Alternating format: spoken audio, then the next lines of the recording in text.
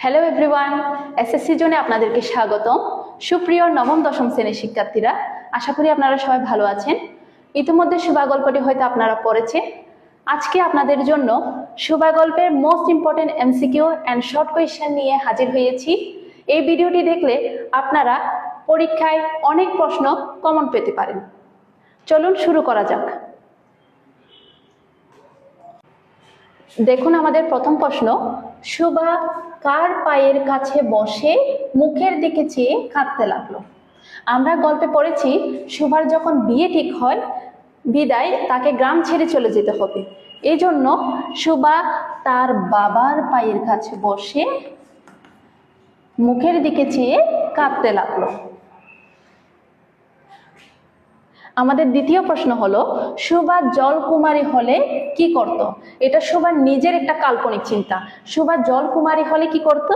আস্তে আস্তে জল থেকে উঠে একটা সাপের মাথার মণি ঘাটে রেখে যেত।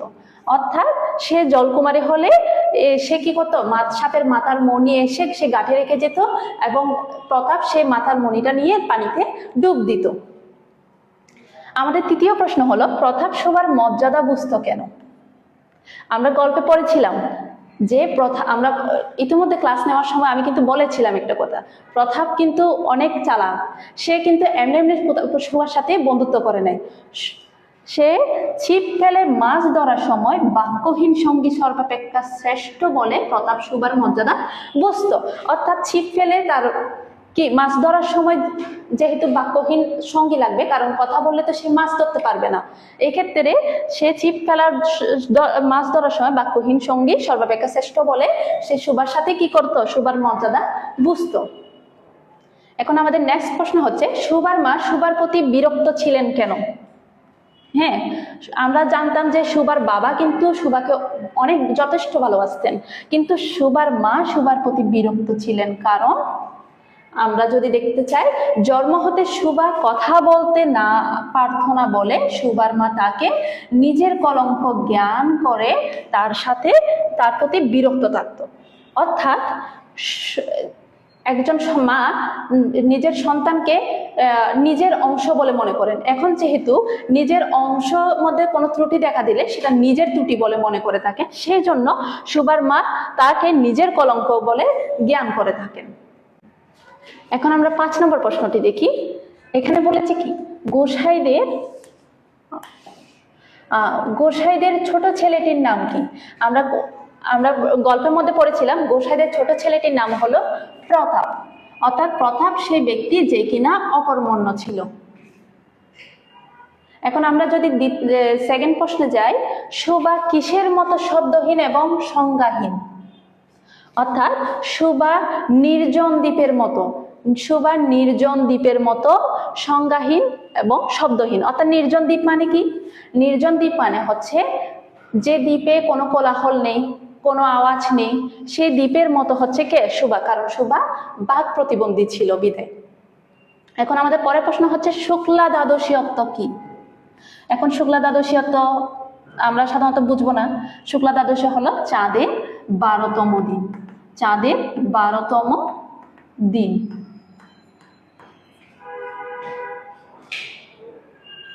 এখন আমাদের নেক্সট প্রশ্ন হচ্ছে, প্রতাপের প্রধান শখ কি ছিল?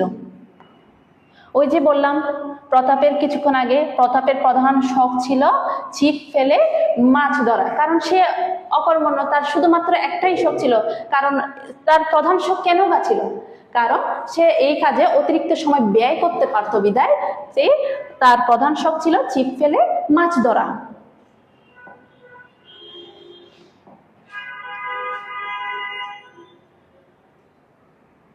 আমাদের 9 নম্বর প্রশ্ন হলো, শোভা বিপুল নির্বাক প্রকৃতির কাছে কি পাই? হ্যাঁ, বিপুল নির্বাক প্রকৃতির কাছে আমরা সাধারণত ও যেহেতু বাক প্রতিবন্ধী ছিল, আমরা বিগত ক্লাসেও বলেছিলাম শোভা যেহেতু বাক প্রতিবন্ধী ছিল, সে কারোর সাথে কমিউনিকেশন করতে পারছে না, তাই একমাত্র প্রকৃতি যে তার কথা বুঝতে পারতো। সেক্ষেত্রে শোভা একমাত্র বিপুল নির্বাক প্রকৃতির কাছে মুক্তির সনদ পেয়ে থাকে। আমাদের উত্তর এটা। 10 নম্বর প্রশ্ন হচ্ছে, শোভার গ্রামের নাম কি? শোভার গ্রামের নাম হচ্ছে চণ্ডীপুর। চণ্ডীপুর, যা একটি নদীর পাশে অবস্থিত। এখন আমাদের প্রশ্ন হচ্ছে, বাবা মার কোন আয়োজন দেখে সুভার হৃদয় অশ্রুবাষ্পে ভরে উঠেছিল? বাবা মার কোন আয়োজন দেখে সুভার হৃদয় অশ্রুবাষ্পে ভরে উঠেছিল? বিদেশ যাত্রার আয়োজন দেখে। কারণ কেন? সুভার যেহেতু বিয়ে ঠিক হয়, সেহেতু তাকে বিদেশ মানে বলতে কাকে বোঝাচ্ছে? আমরা ইয়াতে উল্লেখ ছিল, বইয়ে উল্লেখ ছিল কলকাতায়, অর্থাৎ আমাদের উত্তরটা হবে বিদেশ যাত্রার আয়োজনে, কিন্তু বিদেশটা হচ্ছে কি? কলকাতায়। তার মানে আমাদের একটা প্রশ্নের দুইটা উত্তর পেয়ে যাচ্ছি। সেক্ষেত্রে তোমরা পরীক্ষায় ভালো আনসার করার একটা সুযোগ তোমাদের হাতে থাকছে। আমাদের নেক্সট প্রশ্ন হচ্ছে, সুভা কোথায় বসে প্রতাপের মাছ ধরা দেখতো? কারণ প্রতাপের একমাত্র এইসব বেকার কাজের সঙ্গে ছিল কিন্তু সুভা। হ্যাঁ, সেহেতু সুভা প্রতাপের এই মাছ ধরা বসে কোথায় দেখতো? তেঁতুল তলায়। আমাদের মনে রাখতে হবে, সুভা কোথায় বসে প্রতাপের মাছ ধরা দেখতো? তেঁতুল তলায়।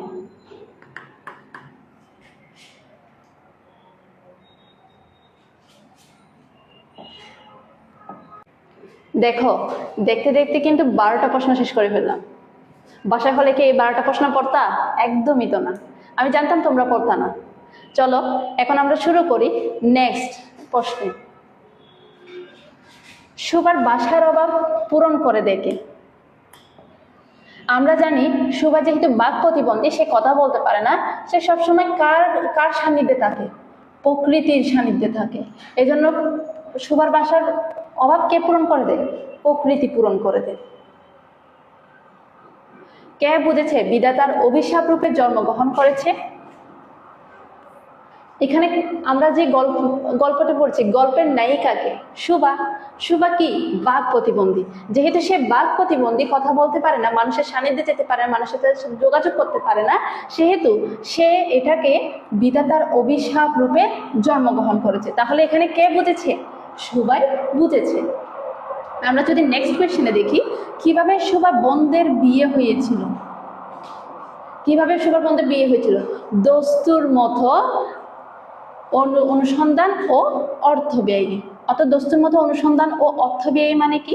সুভার তখনকার সময়ে যৌতুক প্রথা ছিল, অনেক পণ্য সামগ্রী দিয়ে মেয়েদেরকে বিয়ে দেওয়া হতো। ঠিক তেমনি সুভার বোনদেরও দস্তুর মতো অনুসন্ধান ও অর্থ ব্যয়ে বিয়ে দেওয়া হয়েছিল।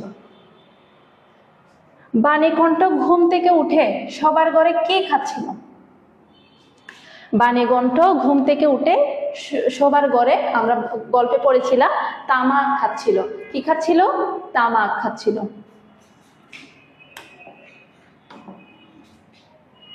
এখন আমাদের নেক্সট প্রশ্ন হচ্ছে, সুভা যার মনে এখানে সরি একটু মিস্টেক হচ্ছে, সেটা হচ্ছে সুভা কার মনে হবে? এখানে কার মনে সর্বদাই জাগরুক ছিল? কারণ সুভা হচ্ছে যেহেতু বাক প্রতিবন্ধী, সে কথা বলতে পারতো না, সেহেতু তার পিতা মাতার কাছে সে সর্বদাই জাগরুক ছিল। কারণ সে যেহেতু প্রাপ্তবয়স্ক হচ্ছে, সে কি করবে ভবিষ্যতে, সে দুশ্চিন্তায়, কিভাবে বিয়ে দিবে, সে দুশ্চিন্তায় সুভার পিতা মাতা সর্বদাই কি ছিল? মনে সর্বদাই জাগরুক ছিল। আমাদের নেক্সট কোয়েশ্চেন হচ্ছে, সুভা নিয়মিত কয়বার গোয়ালে যেত? সুভা নিয়মিত 3 বার। এখানে কয়বার হবে? 3 বার। কারণ সুভার সবচেয়ে সখা যাকে বলে বন্ধু কে ছিল? তার 2টি গরু,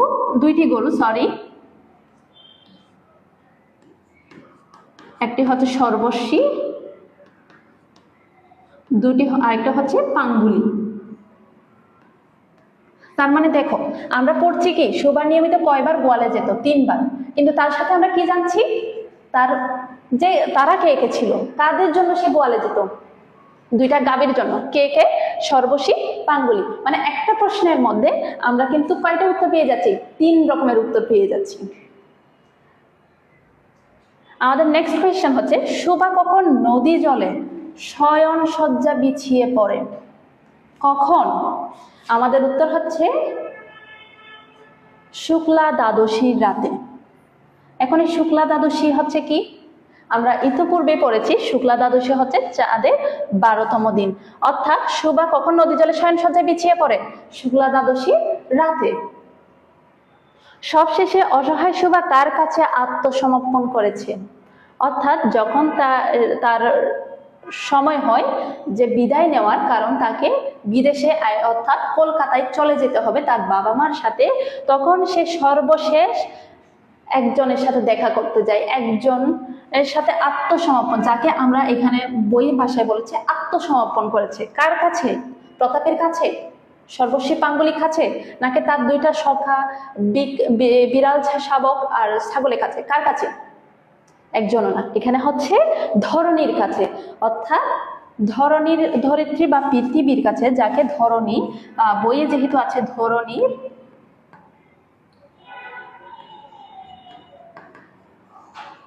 ধরণীর কাছে।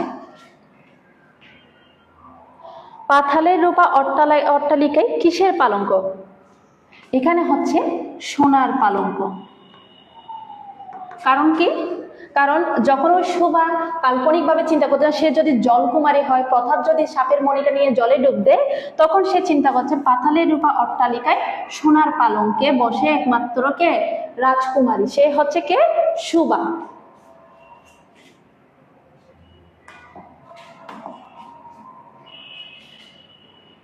দেখো আমাদের কিন্তু 21টা শেষ। সোনার পালঙ্ক। দেখো এই 21টা প্রশ্ন সলভ করার মাধ্যমে আমরা কিন্তু মজার ছলে সুভা গল্পটি আবার রিপিট করে দিয়েছি। তোমরা যদি চাও তাহলে নতুন টপিক নিয়ে আবারও হাজির হব। এই সময় অবধি তোমরা সুস্থ থাকো, ভালো থেকো।